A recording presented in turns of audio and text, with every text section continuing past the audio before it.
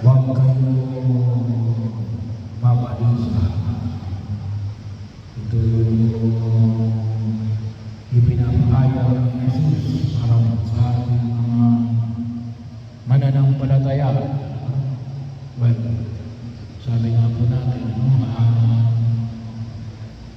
ang pamamaraan ng buhay ay itinutulot sa atin ng ating pananampalataya. Yun ang ibig sabihin ng pananampalataya. Ang tulad na ipinanganig ko sa Ebanghelyo, ano sabi niya sa Baulaan, ang katotohanan ng buhay. Siya ang nagbigay ng buhay. Ang aming Amang nasa langit. Siya rin ang nagbibigay sa atin ng pamamaraan kung paano namin gamitin ang buhay na ito. Sa pamagitan ng kanyang mga utos at kanyang mga turo, yung kaganapan ng buhay. Hindi lang basta tayo ay buhay, humihinga, ngunit makita natin ang kaganapan ng buhay, yung kakompletuhan ng buhay, na masabi natin sa panahon na ilalagay natin sa daigdig na ito natin, na narating natin yung nais natin marating sa buhay, yung pwede natin marating sa mundong ginagalawa. Kaya kaganapan ng buhay. At walang iba, kundi higit sa lahat, yung buhay na walang hanggan. So, ibig sabihin, tinuturuan tayo ni Jesus. Hindi niya sinabi sa atin na magkakaroon kayo ng buhay na walang hanggan. Hindi kaya sinasabi niya sa atin na magkaroon kayo ng buhay na ganapan kasiya-siya, na sabi nga, at your own risk, bahala na kayo. Hindi ho. Inilahat ni Jesus ang mga pamantayan ng pagkilos natin upang maihigit natin pakinabangan ang buhay na ito na ipinagkaloob ng Diyos sa atin. At isa ko yun, ano yung uri ng buhay? Hindi yung buhay natin na puno ng pag-aalinlangan. Hindi yung buhay na puno ng pangamba. Pagkamat alam natin sa daigdig na ito natin, maraming naging dahilan ng aming mga pangamba at pag-aalinlangan. Marami tayong kinakatakutan. At yung iba, matindi rin yung iba. Alam nila na ito yung kahingaan ng tao. Kaya anong ginagawa ng iba? Nananakot sa pamagitan ng kapangyarihan, sa pamagitan ng mga tricks, sa pamagitan ng kayamanan, sa pamagitan ng koneksyon.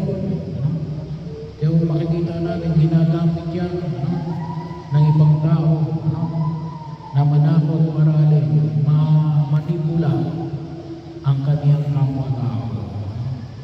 Kaya ano sabi ni Jesus, yung pamantayan naman natin na hindi sa pamagitan ng pamamaraan na ito, ang matakot at ang manakot. At ano yung kailangan ng maging bahagi ng ating pamantayan ay walang takot yan. Tulad ni pinamanig natin sa Panginoon natin na manalig tayo sa Kanya. Manalig tayo sa Diyos. Nawa yung aming pananalig sa Diyos, tinuturuan tayo na pamamaraan ng buhay natin hindi nakapasok sa tao. Bakit ito? Kasi yung ba't ka nasunod? Gawa lang ng tao. Sabaya, huwag kayong magtagal. Bakit yung tao hindi na gumagawa ng mabuti kapag wala nang nakapantayan? Kasi bakit? Yung pamantayan ng kanyang buhay ay nakapasok sa takot at pananakot. Hindi yun ang pamamaraan na nais natin bilang mga tagasunod ng ating Panginoon sa Kristo maging pamantayan natin sa buhay natin sa daigdig na ito. Sabagat, paano natin makamit yung kahalagahan ng langit? Kung tayo lang ay namamayani sa takot, parang sinabi nga, ang punto sa namin, gawa lamang ng takot ay hindi langit yun. Sigurado hindi langit yun. Hindi ko alam kung anong matatawag yun, pero hindi yun langit. Kasi yung langit na yun, yung panyayan ay pinahayag ni Jesus na nakabase sa kanyang pagtitiwala. Sa pagtitiwala natin sa kanya na hindi siya nagpapabaya. Kaya nagiging madali yung dalahin natin sa daigdig na ito. Kahit na sa pagdating ng kamatayan. Yung kuminsan sinasabi ng iba, dalawin natin yung patay kasi baka dalawin tayo ng patay. Pag hindi natin dinalaw, maganda yun. Matalaw kayo sa patay. Kasi yun ay kung tawagin na yun ay corporal works of mercy. Gawain na kawang-gawa. Pero kung gawa ng takot, hindi kawang-gawa. Ginawa mo lang yun sa pag ikaw ay nagkakama. At hindi yun ang turo ni Jesus. Ang turo ni Jesus ay nakamasingin sa lahat sa pag-ibig at awa. Yun ang nawa magiging pamantayan. Kaya nung sabi ni Jesus, manalig kayo sa Diyos. Manalig kayo sa akin. Bakit? Kasi yun ang patutunguhan natin. Ano yung patutunguhan natin? Ang piling ng Diyos sa kanyang kaharian. Kaya, hindi pwede na tayo ay mapunta sa langit kung ang maging pamantayan natin ay sa pamagitan ng takot at panangakot. Bakit? Hindi yun ang pamamaraan ng Diyos. Bahagi yun na huwag natin alagaan, huwag natin kalimutan. At nabasa na mahulog tayo ng dakilang biyaya na ito na ipinagkakaroon ng buong kapal. At itinutulog natin ay maraming kapatid na si Jonathan. Magkaman kaya lulungkot sa maaga niyang pagpano, ay bahagi ko lang tayo ay hindi na nagtitiwala.